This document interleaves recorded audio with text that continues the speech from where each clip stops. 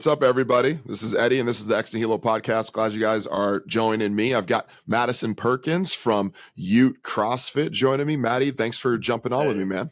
Yeah, no problem, man. Always fun to chat with you.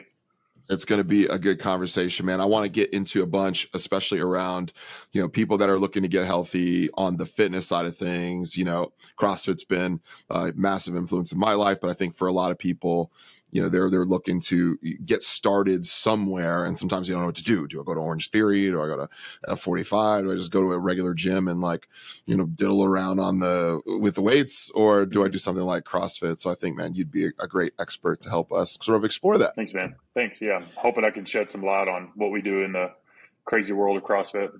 No doubt. First, I got to ask you about Lazar Dukic, the drowning that happened at the CrossFit Games just recently in your home state of Texas, man. What were your overall thoughts on how all of that went down? I know you were on your way out there. Like how did it hit you? Where were you when you found out? And sort of, what do you think the impact's been on the CrossFit community? So where I was is I grew up in Oklahoma, which is just about an hour and a half north of Dallas, Fort Worth, kind of where the games were. And we were driving down that Thursday. So we were going to go down and the later workouts because it was at 7 a.m. was that swim workout. I didn't want to leave our house at like 4. And like we chat before we started I got a newborn. He's 3 months old, 3.5 months. And at the time, I was like, I'm not getting, so we were, my wife was actually getting dressed and she was watching it on YouTube, and, they're like, oh, we canceled all the rest of the events and stuff. She come talk to me. She's like, yeah, it's weird. They canceled everything. And I don't know what's going on. They said they might've lost somebody in the water. And so that was kind of interesting to hear that because, what do you mean you lost somebody? Right. It's not a long swim. It's just kind of like an out and back kind of swim. So it's like, how do you lose somebody?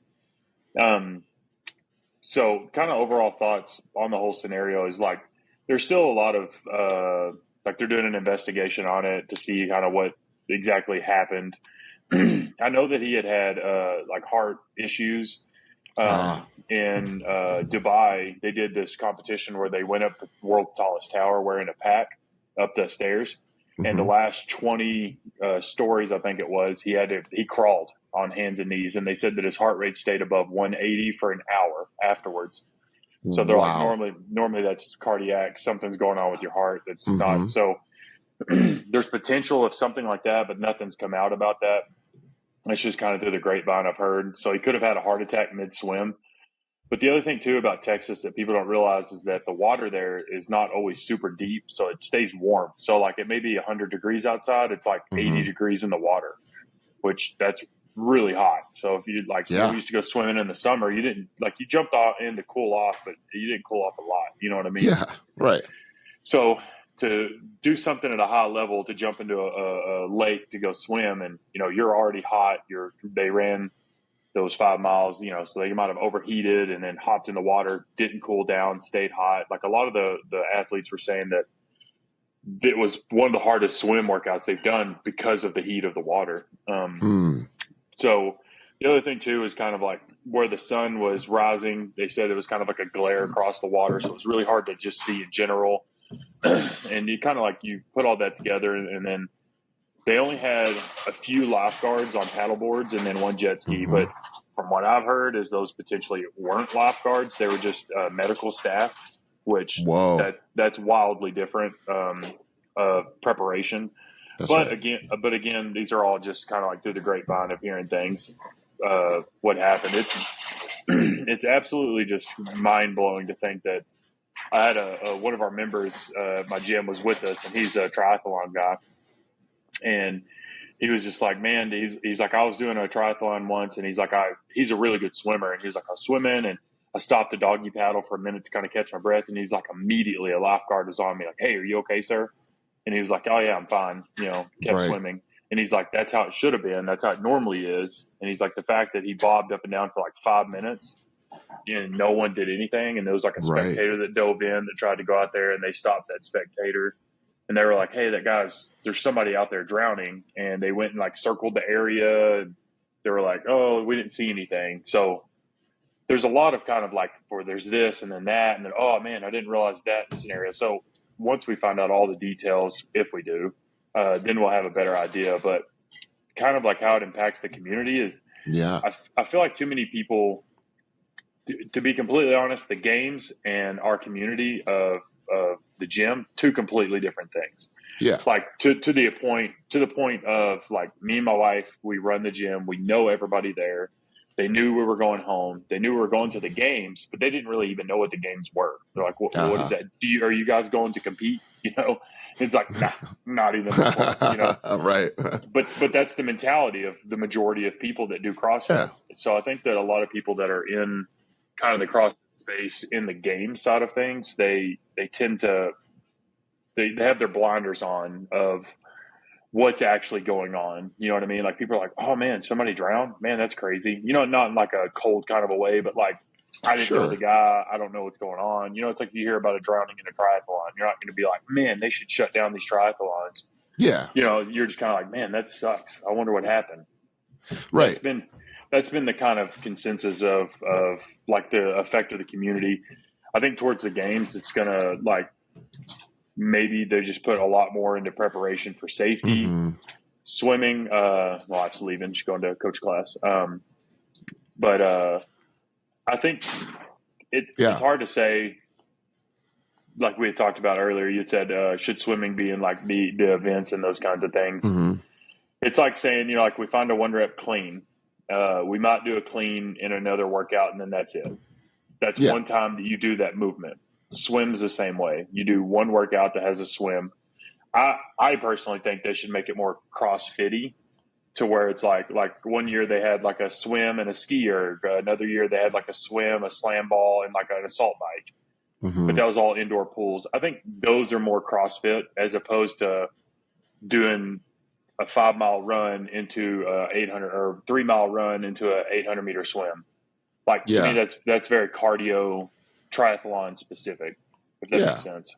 And is that that's what they did, right? They did a long run, not a long run, but for, and I think there's two sides of this, right? There's the financial economic aspect of like the optics for the games, but then there's also the like practicality and necessity of some of these events. And I think that's what you're getting into, right? So you have, you know, your typical CrossFit, you know, you might have something like a 15, 21, 9, or like an EMOM or an AMRAP type thing. Maybe there's a run in there, but like getting in the water sort of, it, you know, I guess my question for you is that feels a little bit unorthodox. Like your typical someone who's typically training for CrossFit maybe gets into the open, you know, they're not doing a ton of swimming at all. Right. And so for a guy that's 225 pounds, that's going to do a run and then get into the water, that does feel more like triathlon-y as opposed to CrossFit-y, right? You would say that seems reasonable? It's I 100% agree with you on both aspects of that, where you have like your necessity. Like think of it this way. So you have like your inbox, like in the gym, fitness, like what I do day to day. I come in Monday through Friday and we pick up a barbell, we run, we don't swim, right? There's no swimming pools in most like 99.9% of CrossFit gyms. There might be that one or two, but that's why I'm saying that the community and the aspect of what happens in a gym versus the games is completely different, because the games is trying to find the fittest person in the world. And to say, hey, we found the fittest person in the world, they can do the most amount of things of any human in the world the best. You know what I mean? They may not be able to like run the fastest, but they can run somewhat the fastest. They can lift the heaviest weight. They can do the most amount of pull-ups. They can swim. To say that we're trying to find the fittest person in the world and they can't swim, that's kind of like, oh, okay, that's a modality of fitness, right? So that's why I think that the idea of finding the fittest person in the world and what we do every day in the gym they're two complete different things. And that's why, like, I always tell people, and other people say this as well, it's not just me, but like the games are not CrossFit community in the way of like what we do day to day and all that stuff. The games are like, you played in the NFL. Like if I were to be like, hey Eddie, could I go play? And I know how to throw a football. You'd be like, dude, like, you don't understand the level of athleticism, the level of just competency in the sport. That's the same thing. Hey, I do pull-ups, burpees, and box jumps. Like, could I go to the CrossFit Games? And it's like, No, sorry. You can try. Yeah. With football, it's a little different, Sure. but in CrossFit, you have like your different age groups and stuff. Like you could start working out as a 44-year-old male and make it to the Hmm. CrossFit Games when you turn 45 or 50 because, I have genetically, I'm good at fitness. Like as a Sure. 35-year-old, I couldn't be like, hey, I want to go be a wide receiver in the NFL. It's like, no, Right. it doesn't work that way, pal. But you know what I mean? But like, I Yeah. play pickup basketball with my buddies down the road. Can I go play in the NBA? Wildly different. Yeah. And that's where I think the games is kind of, it creates this false sense of what you're capable of. Because people ask me like, oh, you're really fit. Can you go? And I'm like, dude, no, I'm not even in the top. I'm not even in the top 10% of the world that make it. You know what I mean? And it's Hmm. like, the people are like, holy crap. And I'm like, yeah, those guys are like the 1% of the 1%. So to say like the community is affected by CrossFit Games, this thing happened. If CrossFit Games were to go away today, my gym would still function. It'd be I would totally have fine. I'd have zero people hold their memberships. Everything Yeah. would be fine. And that's where it's like I was talking to one of our new members the other day. He was telling me like, if the CrossFit Games went away, then CrossFit would cease to exist. And I'm like, nah, No. no. My Yeah. 64-year-old client who has no care about trying to make it to the games or anything like that, they would not be like, well, I'm done working out, you know? It's a little bit like, I mean, this is maybe not an perfect analogy, but it just popped in my mind. It's kind of like thinking like, well, if the 4th of July hot dog eating contest went away, then no one would ever barbecue ever Right. again. And you're like, no. Or like your local like fireworks guy is like, hey, I'm Yeah. shutting down my business. Well, 4th of July is shut down. Yeah, no.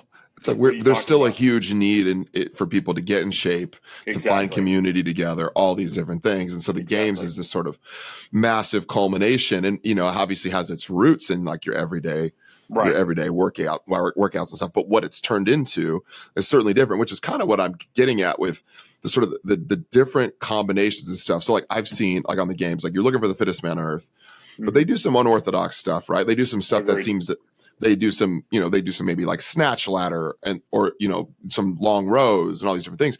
But then they're doing like, ring push-ups with their feet, and they're doing 50-foot handstand walks. And, then they're jumping in the water and they're doing all these different things. Like, do you have any idea how they're deciding what should dictate being in these games? Because I know there's a push to do this in the Olympics Right. as well. Yeah. So I write all of our workouts for our gym. It's called programming. I write all the programming. Mm-hmm. I kind of get an idea of what my gym is capable of. And okay, so there's a deficiency here. There's, we need to get better there.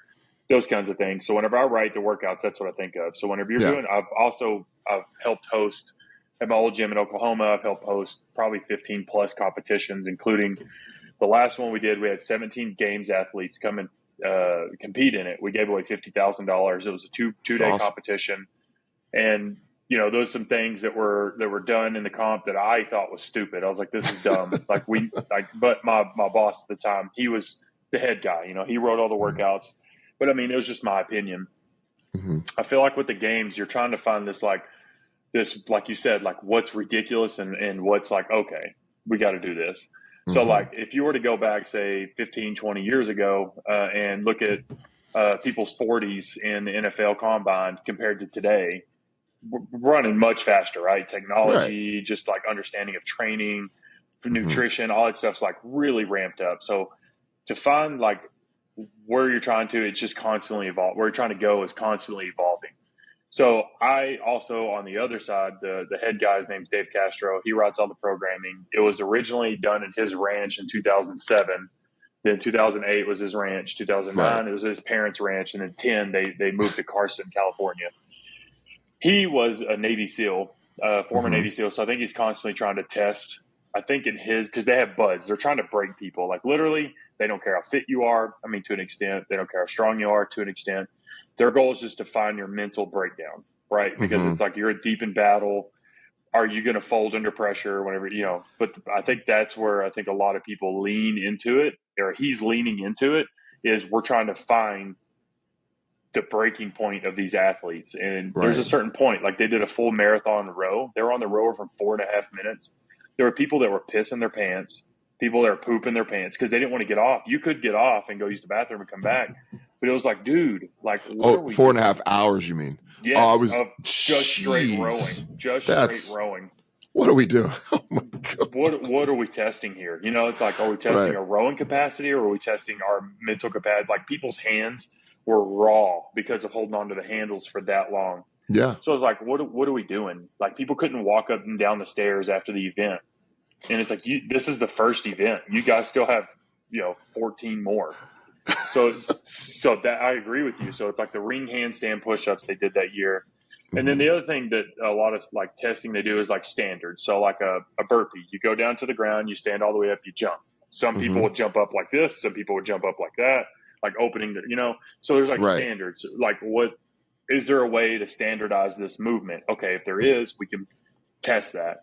But like you said, like there's a line of like, okay, it's getting ridiculous. Like, what are we even doing? Right. Like one year they did a softball toss. Who can throw a softball the farthest? That's a very American thing. Yes. Europe, they don't grow up playing ball sports like we do. Right. Yeah. So they were like, like you trying to throw with your left hand. That's how like the Europeans were doing. And then Rich Froning, who played college baseball, comes out there and just smashes everybody.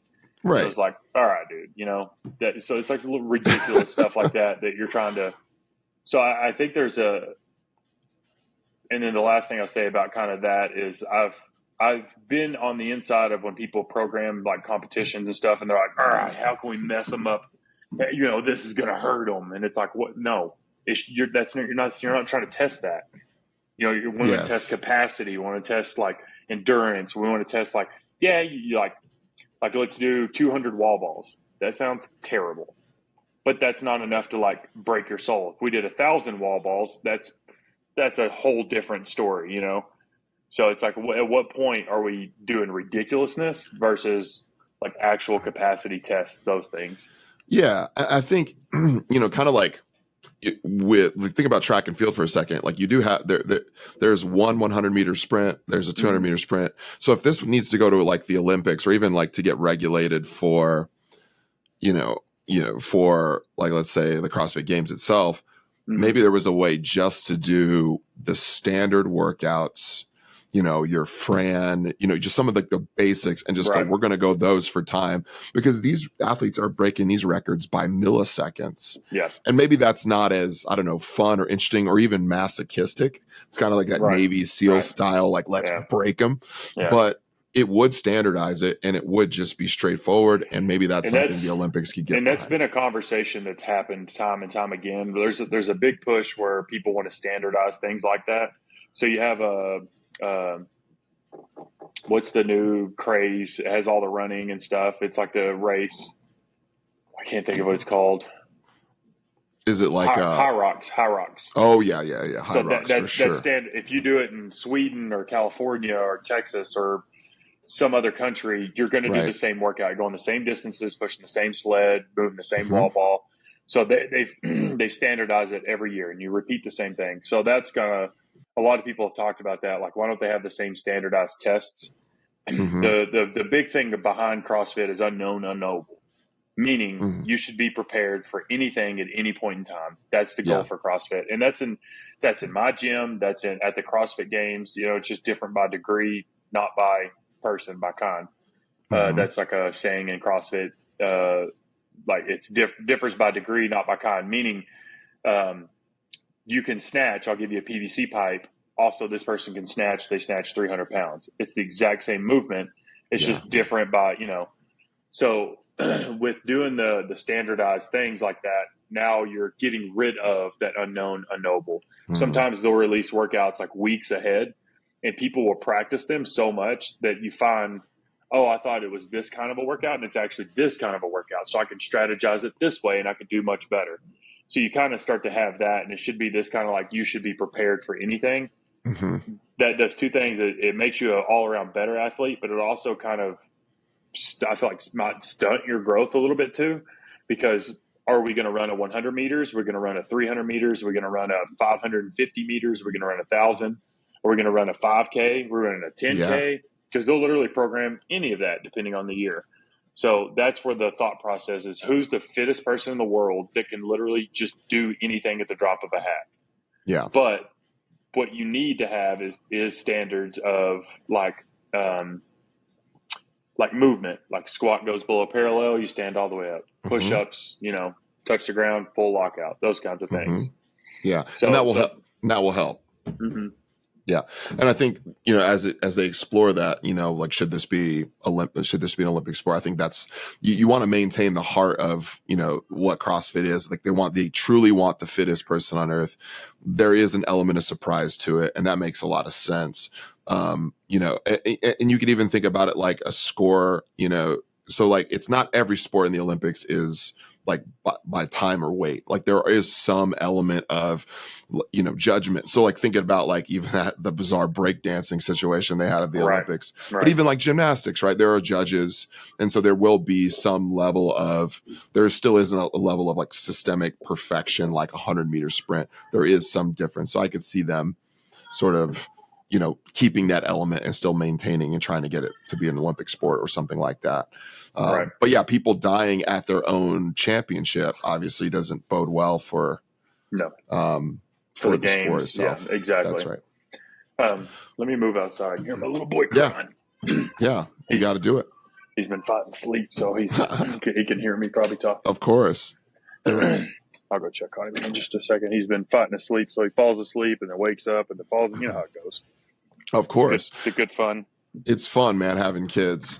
Well, we've been talking really like, in the weeds a little bit, but like, let's broaden it a little bit, as you get settled.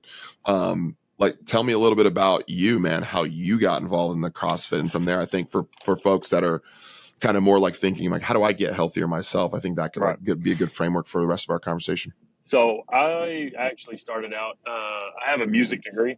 I have no athletic background. I never played sports. Through college, like through high school and college, I tried football my junior year, and I did the first of the 2-a-days, got completely wrecked, and I was like, not for me.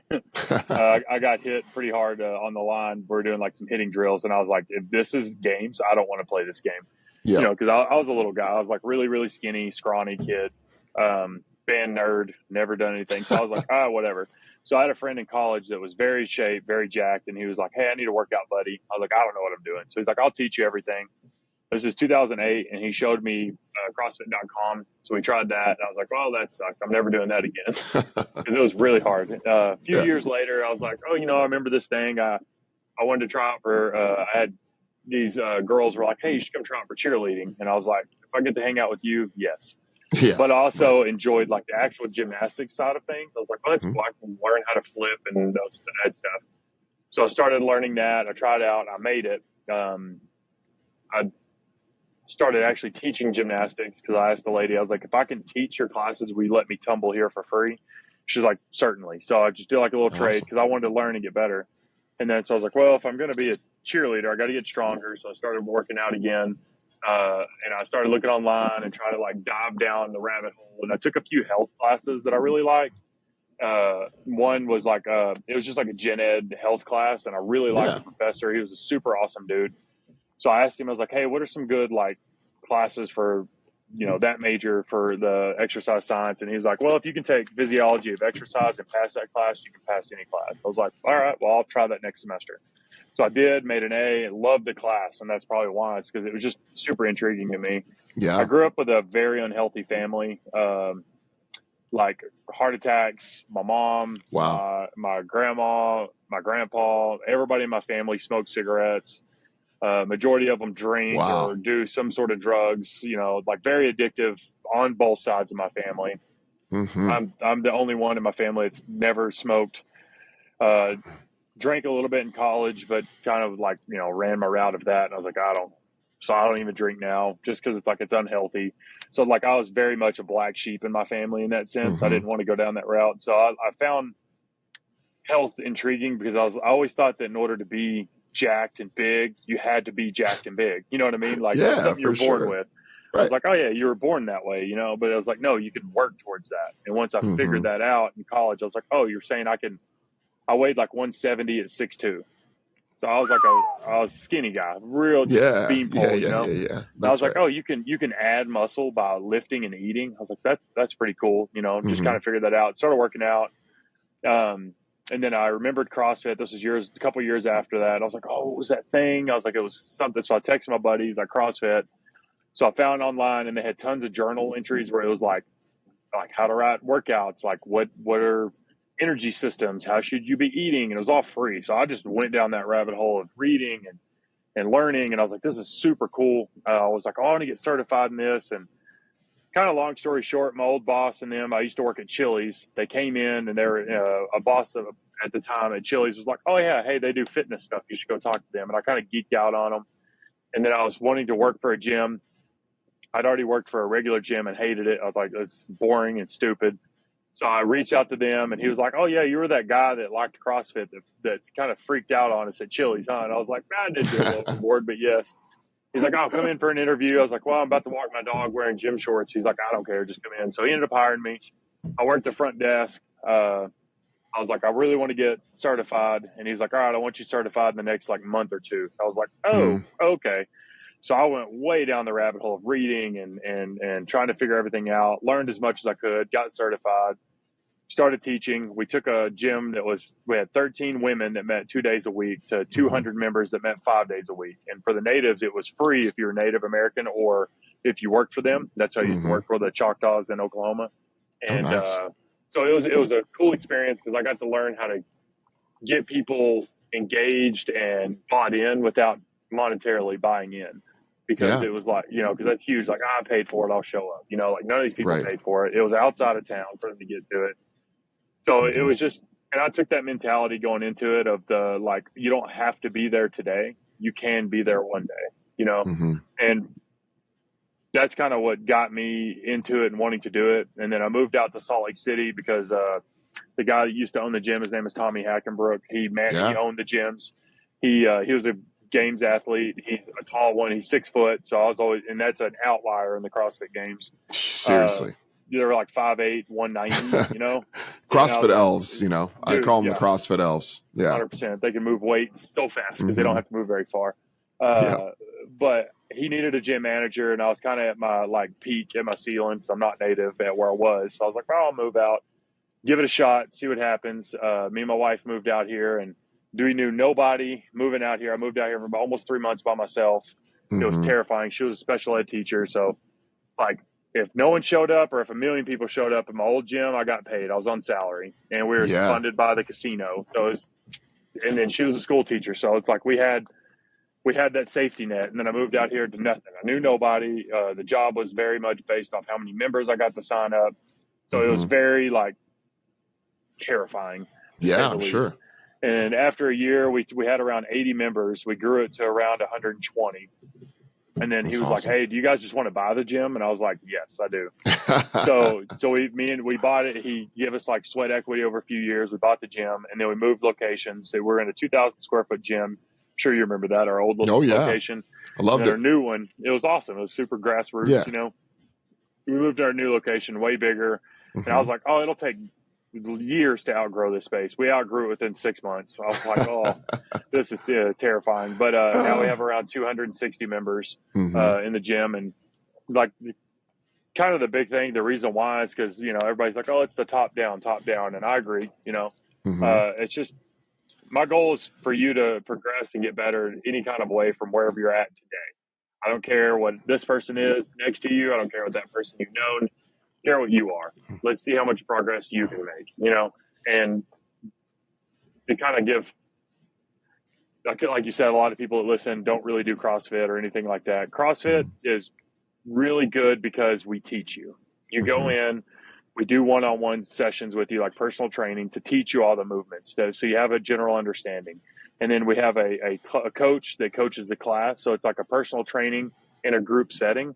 And we fix form, we talk to you like, hey, yesterday or last week you back squatted with this much weight. Let's see if we Hmm. can bump it up 5 pounds. Or hey, you're not reaching the full range of motion I want you to reach, and your form's starting to break down. Let's bump it back at 10, 15 pounds. You Right. know, so you have this constant like guidance and form fixing. So that's what makes CrossFit to me like one of the better avenues of things out there other than like an Orange Theory or something like that. Well, for those of you watching, if you take a look at Matty and you go, man, this guy's huge, right? You said 6'2", 170. He's a lot bigger than that now. I'm 220 now. Yeah, he's a huge guy. A little bit of weight. Yeah, I'd say so. And it's not just the kid, there's muscle too, right? Yeah. But then you hear about like guys like Tommy Hackenbrook, former college football player, big guy in the CrossFit Games. You think, oh, I got to be a huge, big dude to be able to do CrossFit, or I got to be one of these girls that are just like ripped to shreds and great at gymnastics. But like, what would you say to somebody who's listening? They're like, hey, I'm interested in losing weight. I want to get healthy. Why would I do CrossFit instead of just like showing up to a 24-hour fitness and just trying to lose weight on my own? So comparing it like to Orange Theory, I know I said that a few seconds ago. Look, whatever you do, like I'm not one to be like, oh, that sucks and that's terrible. Don't do that. Like, look, any form of fitness is great. Like I've tried many different things over my years of CrossFit. Like I've been doing CrossFit since 2010. 2011, started in 2008 and then quit for some years, but like I've been doing it for a long time. So I've tried different things over the years just to, dabble to see, what's Zumba like? I'm not a dancer, but I'll give it a shot. Moving is moving. It's really, really good. Yeah. The thing that CrossFit has over like an Orange Theory F45, like those things are really good intros to fitness because it is a low barrier to entry. Like if I were to be like, all right, we're doing cleans today. And you're like, what are we cleaning? Where's the rags? It's like, I don't understand what this is. And it's like, oh, it's a barbell movement. We're going to teach you. Orange Theory is cardio based. It's all about getting in the orange zone, not the red zone, so you can burn more calories. So it's all very cardio based. So you have like your cardio junkies, like your runners and stuff like that. They really love that. But there's nothing wrong with cardiovascular, like building that. It's really, really good. Like you need a good, healthy heart in order to function for the rest of your life. But on the flip side, if I were to ask a runner to pick up a, 50-pound bag of dog food, it'll look like they're breaking them just to pick that up, right? So, and then the other thing too is bone density. Like weightlifting makes you have denser bones. And whenever you turn 50, 60, 70 years old, that makes a massive difference. If you fall, like what's the biggest killer of elderly people? It's a broken hip. Once you break your hip, it's just game over. And if you have better bone density, if you fall, you can catch yourself, or if you hit, you're not as fragile. So like the weightlifting side of things are so important. So CrossFit is really, really good compared to those things because we dabble in all the above. We do weightlifting, we do cardio, we do what we call gymnastics. That's just general body weight movements. Compared to a general gym, if you can get like a personal trainer, or if you can find something online, or if you have a general understanding of gyms, those things work really well. The last thing too is self-motivation. If you go to a CrossFit gym, to a class, like our gym is pretty different than a lot of gyms in the sense of like, we have large classes. We have like Monday, our 5 p.m. class had 34 people in it. And that's a normal evening class. Like this morning, amazing. I had 18 people at 6:30. I think it was 14 people at 5:30 a.m. We had 12 people at 7:30. So we had like decent sized classes all morning. That's a normal thing for our gym. Most CrossFit gyms are like 2 to 6 people per class. No matter what, you have a friend there. There's someone else you're working out next to. When you're laying down to do your, 34th burpee of 40, and you're just like, why did I show up? This sucks. I don't want to play. You look over and you're like, okay, they're suffering through it. They haven't stopped yet. They're thinking the same thing about you. Afterwards, you give each other high fives. Good job, man. Like I wanted to quit and you weren't quitting. You really helped push me today. Or if you go to a regular gym, you throw in your headphones, you're in your place, you're kind of judging other people, and people are judging you, or you feel like you're like, I go into a regular gym and I feel judged. I'm sure you do the same. And it's like, I own a gym. You have years of elite, professional sports, and you walk into and you're like, why is that guy staring at me? Like, what do we do? So it's like you have all of that kind of feel, and it makes you not really want to go. And if you're not self-sufficient in a way of you can shut everything out and put on your blinders, and I'm going to go in, I'm going to work my hour, then I'm going to go home. The other thing too is like you can waste 2 hours in a gym just like, I think, okay, I'll try that machine. Okay, that one's taken. I'll wait in line for that. Like 2.5 hours later, you've done 4 exercises, and you're like, what have we done? That's right. CrossFit gym, you get a warm up, you get explained what's going on, you get technique work, you do a weightlifting, you do a workout to get your heart rate up, you do a cool down, and it's all 1 hour. Takes you 10 to 15 minutes to get there. Takes you 10 to 15 minutes to get home. You've spent an hour and a half. You've gotten a full body workout. You've done all the things, and you get to go home. You don't have to think about anything. The workouts are written for you. You're told what to do. So you just shut your brain off. So that's like why I think CrossFit is so superior to so many different things. Yeah, I mean, those are all we could go off on any number of those, like as to why they're all so important. I think one of the things I found valuable when I was doing CrossFit, and I think a lot of people do, is the communal aspect, like you mentioned, being on your back next to somebody, helping you get through it. I think one of the things I think most people are sort of in regular world are crying out for is a community of people to do life with. And CrossFit, more than any other group class, like even Zumba, yoga, any of these different things, is the fact that CrossFit does build a communal aspect. And that gyms like yours, man, you guys do barbecues together. You got a Memorial Day workout together. You got a Christmas party. Talk a little bit about why that you've seen that be so valuable for people in your gym. I don't know. I know that. So I know you're pretty religious. I don't know if this is a religious podcast. Sort of. I feel, you know what I mean? I'm not, to be honest, I'm not a religious person. Not that I don't believe or I do believe. I'm just kind of like in the middle, you know. I grew up, that's not where I'm going with any of this, but I feel like in today's world, I feel like more people are getting away from religion. And one of the things that religion really brought together was the community. That's right. Everybody on Sundays met for church, you know, and you had breakfast or whatever. I feel like today we don't have that. We don't have that in many places. Like name another thing outside of church that you regularly gather as a group in a community. How many times do people knock on your door and you're like, I don't want to answer because I don't want to talk to them, right? Yes. It's just like, you know, somebody trying to sell you something or so. So it's the barbecues and the gatherings and those things to me are so important because I feel like as a human race, we do so much better in groups. We do better as a community. Like, hey man, I got to move and I really don't know how I'm going to. Oh, hey, I got to pick up and we can grab 5 people from the gym. Exactly. We all lift weights. We all know we're all like, hey, like I've heard people like, hey, I'll buy a case of beer if you guys can help me move. And people are like, awesome. Oh, yeah, I'll be there, you know? And it's, or I'm like, hey, I'll buy like a pizza if you guys can come help me move some gym equipment or something like that. And people are like, sure, we'll be there. I just feel like as a society as a whole, we've grown apart from being in group settings, like a community, kind of like the Sunday gatherings or something like that, to where doing the barbecues, like, hey, we got a barbecue coming up this weekend. You guys should just bring a side. I'll buy all the meats and we'll just hang out. And dude, I'll have like 50 to 100 people show up. And I'm just like, great. It's cool. It's cool. You know, because people are like, man, this is so awesome. Like I'll literally have people move and they're like, move into Salt Lake and they're like, yeah, I need to make friends and I'm new to the area. So I joined a CrossFit gym. That's like, right. Yeah, it makes sense because, you know, you're going to talk. And like the other day I had this guy who's dropping in. He comes here for a few months and he lives in Mexico City for a few months out of the year.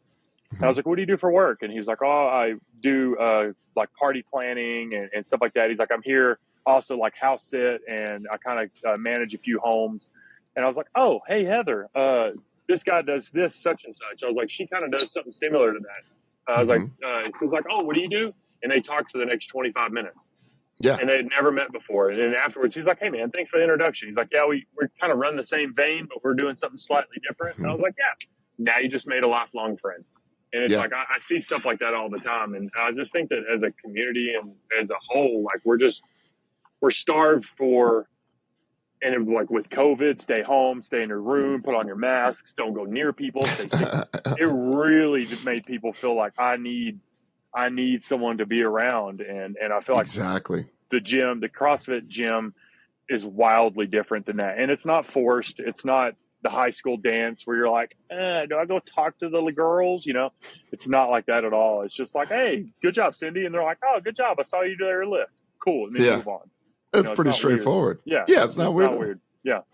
I love that aspect of it. Yes. And obviously, you know, I work in ministry and been doing ministry for a while, but you know, what I notice, you're right. Like churches do a good job at providing a space for people to connect and to make friends, to be in community with one another, to mutually go, hey, you work in the same field. I work in the same field. Let's connect.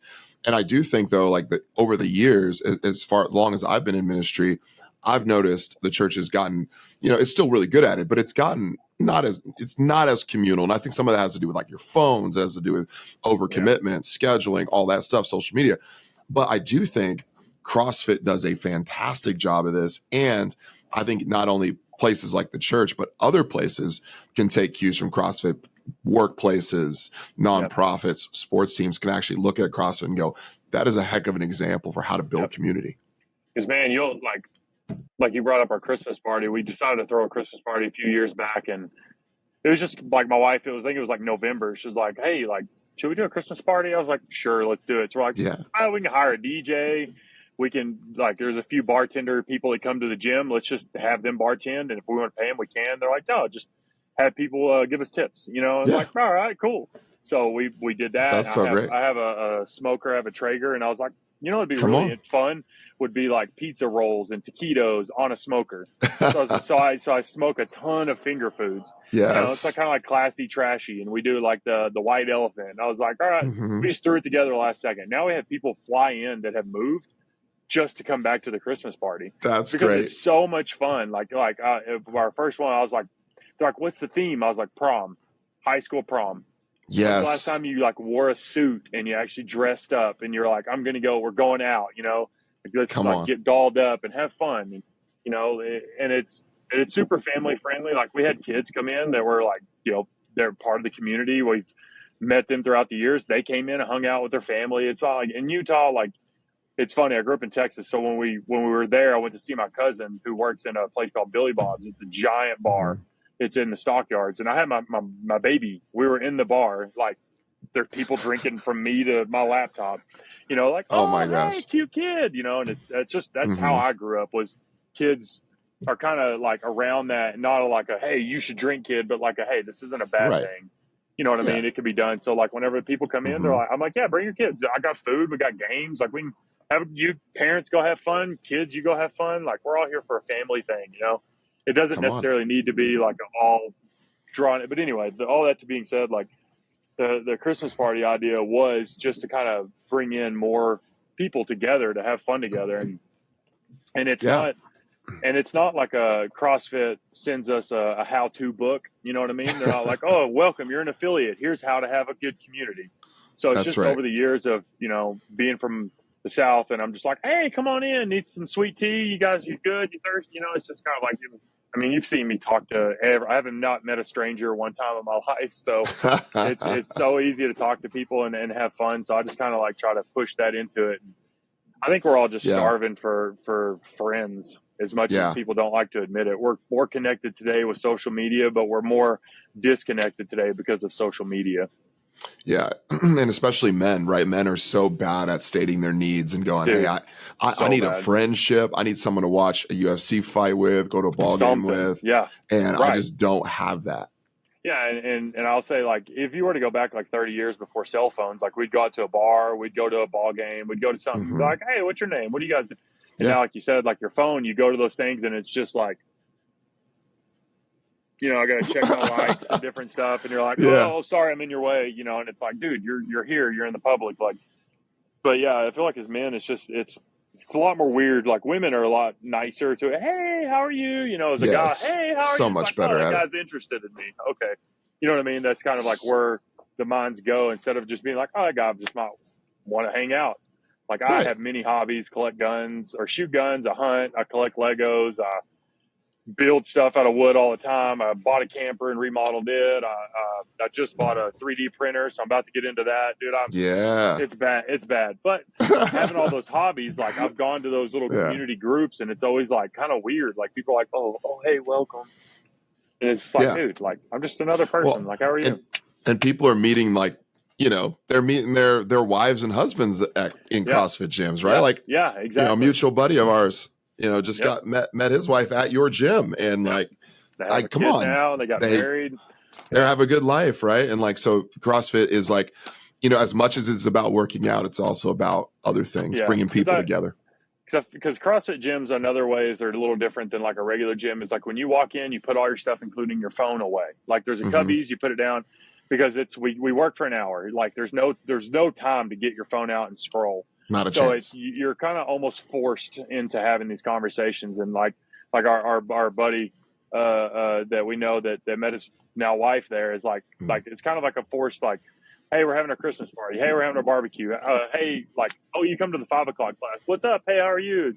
How was your weekend? It's like, man, I kind of like her. Like, she's pretty funny. She's fit. She works hard. She has the same values, you know. Like she's trying to be healthy. I really like that. Like, hey, what are you guys doing this weekend? Me and a couple buddies, you know, and then that snowballs into like, hey, what are you doing this weekend? Let's me and you hang out, you know, because you start to see we have similar values in a way of like health and, you know, maybe humor or just like hobbies outside of the gym. And I feel like it's just the walls aren't as high in a CrossFit gym when it comes to talking to someone as they are in other places. So true. Yeah. I love that. Go ahead. Oh, I was just going to add more to it. I was going to say, you've been mentioning a lot of different food and drink, and I'm starting to think like, so you're telling me I could go to CrossFit and I could just work out for an hour a day and then I could eat whatever I want? Like, will I just be ripped to shreds? Is that what you're telling me, Coach? They used to say that. Like, you can outwork a bad diet. No. Yeah. So I can't? I mean, no, I'm sorry, buddy. So talk to me a little bit about that when you've got people coming in and they're working out and they're lifting, then all of a sudden they're starting to think, okay, now I can eat more. So do you ever have to give people feedback tips around eating and staying healthy on that side of things? Right. And that's another aspect of CrossFit that you get with your membership is constant nutritional coaching. Like, I may not sit down with you per se. Like I've many times been like, yeah, let's chat after class. And what are you eating for breakfast? What are you eating for lunch? Like, here's some ideas. Like, so the two things with CrossFit that I think is pretty cool when it comes to like nutrition and like potential like physique, you come in because you're like, I want to get healthier. Then you start looking at like, it's a performance-based exercise regimen. And I don't mean like in comparison with other people, but like, hey, what did you back squat last week? Let's see if we can do a little more weight. Hey, how fast did you do this workout? When we did it 6 months ago, let's see if you can do it a little bit faster. So you start looking at, instead of aesthetics, you start looking at performance. And when you start seeing your workout times getting faster or your weights going up, the other thing that's going to run with that is physique. Like, you're going to add more muscle, you're going to lose body fat. And then the other thing that's cool about CrossFit is that I have people all the time that come in, they don't change anything in their diet. They'll lose like 20 pounds or something like that, 30 pounds within, say, the first year, 6 months to a year, something like that. And they're like, dude, I've lost all the weight and I've plateaued. And I'm like, well, look, cool. You got the first hardest habit out of the way, making yourself show up to the gym and doing that. What are you eating? And they're like, well, I don't really track or I don't really watch anything. I just kind of eat whatever I want. And I'm like, well, cool. Like, what do you eat before you come in? They're like, oh, you know, I just eat crap, you know, like my words, not theirs. And I'm like, okay, well, let's try to clean that up. And they're like, oh man, I've noticed that when I eat cleaner, like I'm not eating like fast foods or stuff like that, I feel better in workouts. Like, I don't feel like I'm bonking or like I'm gonna throw up or like, oh, I'm so lethargic today. Like, I feel like I have energy. I'm like, yes, because that's your body running on clean fuel as opposed to dirty fuel. You just didn't realize that was how your body was. And they're like, oh man, I really like how I feel. And then they'll say, oh man, like throughout the day, I have better mental clarity. I feel better throughout the day. And then when I come in, I feel so much better in my workouts. I'm not as sore for as many days. Like, and I'm like, yeah. So it's almost like this, like, it's not you come in, we need to change everything now. It's like this snowball effect that happens from one little thing to another to another. So like the nutrition side of things, like people always ask, like, should I drink protein after a workout? I'm like, yeah, it'll just help you from eating crap later because you're not starving, and it helps you recover. And they're like, oh, cool. I'll start drinking a little bit of protein. And they're like, well, what should I do for dinner after I work out? And I'm like, what do you normally eat? And they're like, well, I'll go eat pizza or spaghetti and I'm like, well, do you eat meat? And they're like, yeah. I'm like, do you like steak? I'm like, yeah. I'm like, eat a steak, eat some chicken, and I just kind of throw out little ideas here and there. And then after a while, we have a few people at the gym that are like chefs, like trained chefs. And they're like, well, yeah, have you tried cooking this way? And they're like, no, I haven't. And so that's the other community aspect of things. Like, what are you guys eating for breakfast? Like, oh, I eat 5 eggs and cottage cheese and, a whole bunch of other stuff every day for breakfast. And people are like, oh man, because like I was a hard gainer, meaning it was really hard for me to gain weight. And people hate it when I say that, but because they're like, dude, I look at a biscuit and I gain 3 pounds, not me. Like, that's my problem. You're right. Yeah. You're right. So I don't have that problem. I'm the opposite side. Like I need to eat 15 biscuits to even think about gaining weight. So like I tell people like, oh, this is how I gained muscle and this is how I gained weight and those kinds of things. And oh, you know, if I needed to lose weight, I would just cut here, cut here. So like the nutrition side of things, yeah, like you start somewhere. Start with nutrition, get that a habit. Start with exercise, make that a habit. Like the problem is a lot of people are like, all right, Monday, I'm changing everything in my life. It's like, it doesn't work that way. I'm going to go to the 5:30 a.m. class. I'm going to start eating healthy, and I'm going to, you know, it's like, no, that doesn't work. You got to start slow because the more things, it's for most people. Some people can do that. Some people can just shut that switch and move. But for most people, I would start small, whether it's what's your breakfast? Oh, you don't eat breakfast? Well, let's try to introduce a little bit of something first thing in the morning that'll keep you from eating giant meal at lunch, giant meal at dinner that's full of calories and crap. You know what I mean? They'll kind of push that stuff off. So there's ways. That's great. You know, especially for folks, again, like you're walking into a gym, they're starting to work out. All of a sudden they realize they're gaining weight and they're like, what's going on? I was like, well, you're putting on some muscle, but you're also probably a little more hungry. And if your diet's not in check, you're just going to start maybe eating more to compensate. And you might end up gaining some, you know, fat along with that muscle if you're not careful. We had a new member join last September, I believe. So next month will be a year. He weighed, I think, 340 or 350. He's down 80 pounds. Unbelievable. And he's not even a year in. He's down 80 freaking pounds. Like when you look at him, you're like, you look like a different human. You know, and I'm always like, and I feel bad because I'm like, hey guys, Scott's down 50 pounds, and I can tell he's a little embarrassed, but he's kind of proud of himself. I'm like, dude, and his goal, his sister, he worked for his sister, and she went off to do something military for like so many months. He's like, I really want to hit 80 pounds before she's back. Do you think it's doable? I was like, where are you at now? He's like 70 pounds, and she'll be back in a month and a half. I'm like, completely, dude. Yeah. So he's like, what should I do? Should I drink protein after workout? A friend of mine told me this. And then he told me the other day, he's like, a friend of mine who's a bodybuilder, he's like, a friend of mine told me I need to eat a peanut butter and jelly before I work out, like sandwich. And I was like, no. Like maybe for him because that's what he wants, but not for you, you know? Yes. But it's little stuff like that. But he hit his 80-pound goal, which is amazing. You know, it's like that's a person. That's a teenage girl, teenage boy. You know what I mean? Like you lost that much weight. It's huge. And he just came in, he did the work. If there were workouts that were too hard for him, we just cut the numbers back, cut the weight back, cut the movement back. Like he couldn't do a push-up when he started. He couldn't definitely do a pull-up. He still can't, but he's getting closer. We have him doing modifications to get there. So it's just baby steps. And that's so where a lot of people are like, I need to lose 30 pounds now. It's like, did you gain 30 pounds now? No, it took you some months, right? So it's going to take some time. That's good. I love that advice. Okay. So we're coming up on time, but I do want to ask you this one last question as I think it's helpful. And you've given some great advice already. But let's say there's somebody who's, you know, listen, I'm fed up. I'm ready to get in shape. I've worked out a little bit in the past, but I'm not doing anything now. What are 3 things that a person like that can do right now to start getting healthy? Diet, exercise, lifestyle, whatever you think. If you're someone who's not like you don't exercise regularly, if you are like even like once or twice a week or anything like that, if you're not moving or doing anything, start with a walk. I'm going to walk 30 minutes a day. One, you're getting outside, you get vitamin D. Sun always makes you happier. Like it really does. The vitamin D there's a reason Seattle is one of the most depressed places. Isn't that where you're at? Yep. Where you live?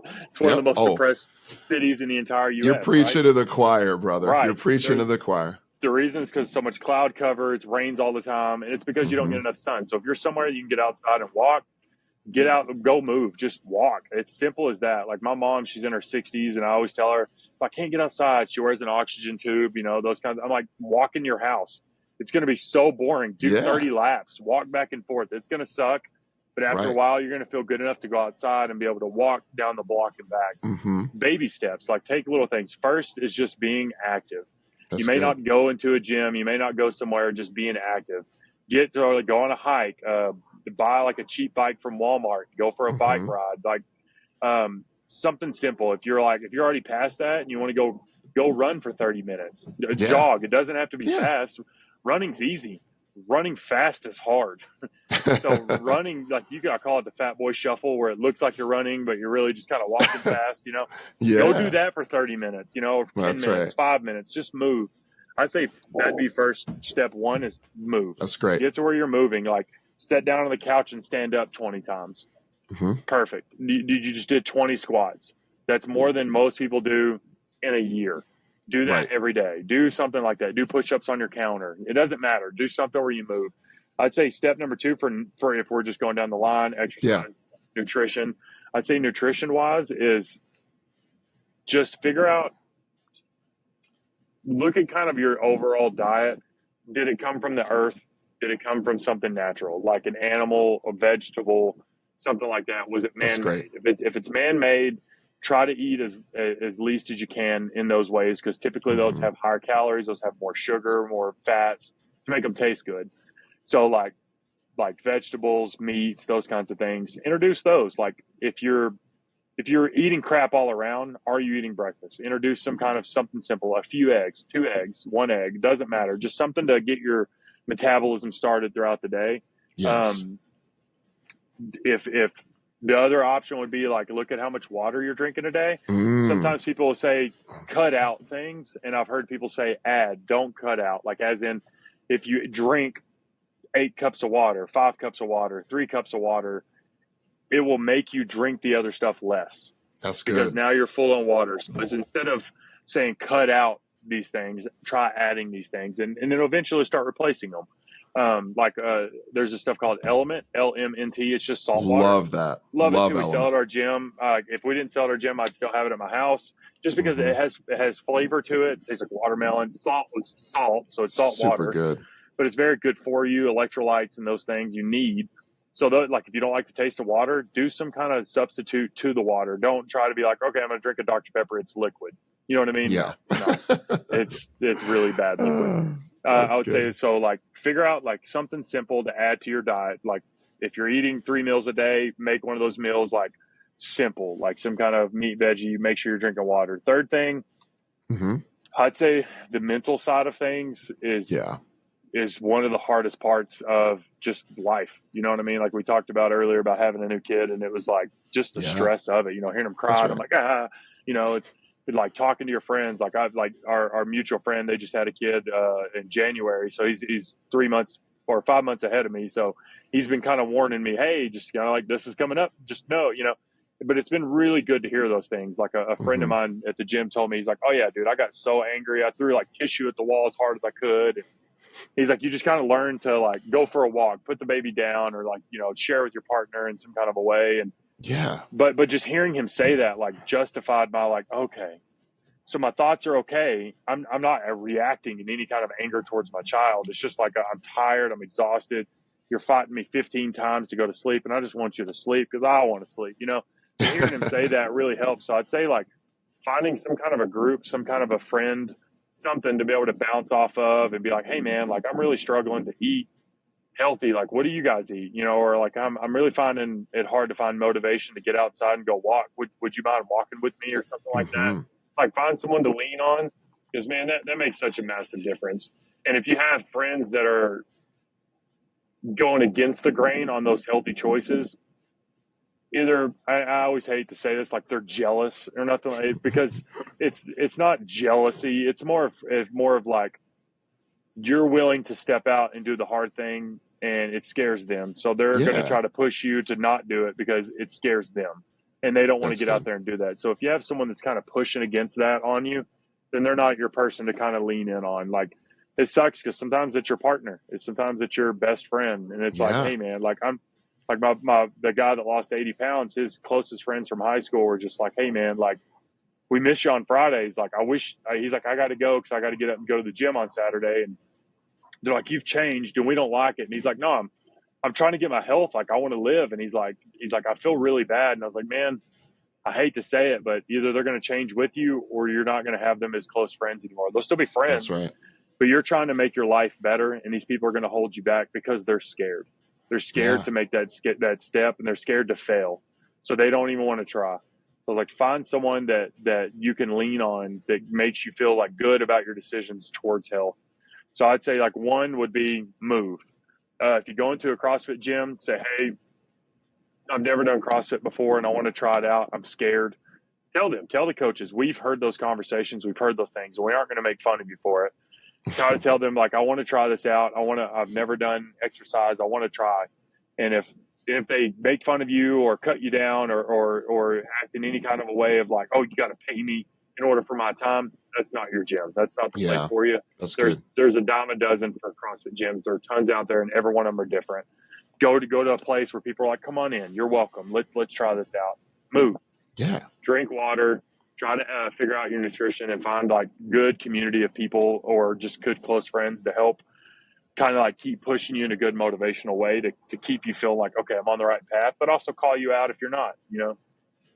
Yeah, man, that's all really good advice, Maddie, man. I appreciate you jumping on with me, man, diving in deep, talking community, talking nutrition, talking about getting involved in a CrossFit gym.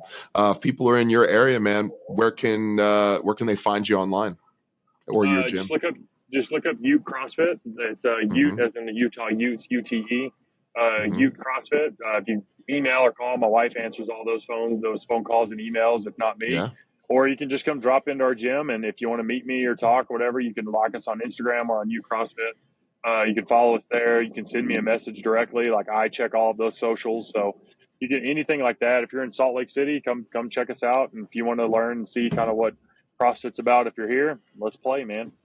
Yeah. And even if you're just visiting, man, if you're going to drop in anywhere, Ute CrossFit is the spot. So Madison, thank you so much for jumping on with me. I appreciate you, man. Thanks for having me.